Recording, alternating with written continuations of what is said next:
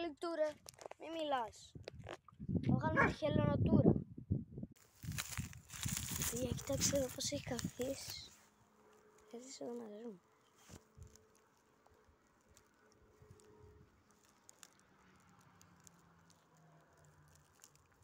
Έχει περίεργο κόμμα και εδώ παρατηρήσω.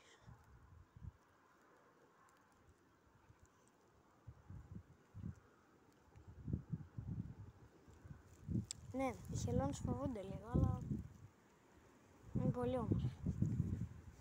Παιδιά, τώρα πάμε να βρούμε τον αλητούρο γιατί πρέπει να αφήσουμε στην ησυχία τους. Δεν θέλει να γίνει και superstar.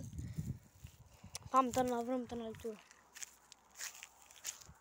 Τούρε! Αλητούρε!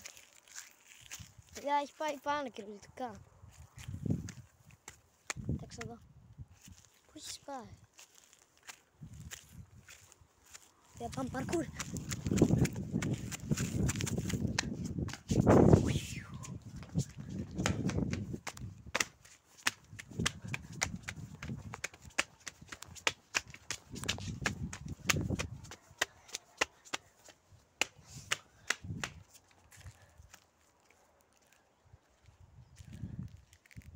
Εδώ έχει πάει.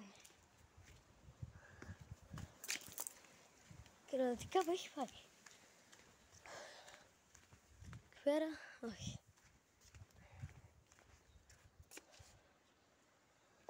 Παιδιά, αν ξέρετε που είναι, πείτε μου γιατί το... Αν το είδατε κάπου στο βίντεο, πείτε μου γιατί εγώ δεν βλέπω.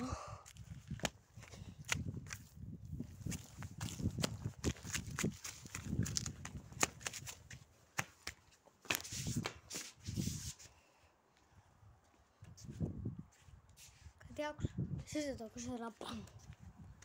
Όχι γρηγοράδα μου για να βρείτε και τον αλητούρα. Για σας μόνο.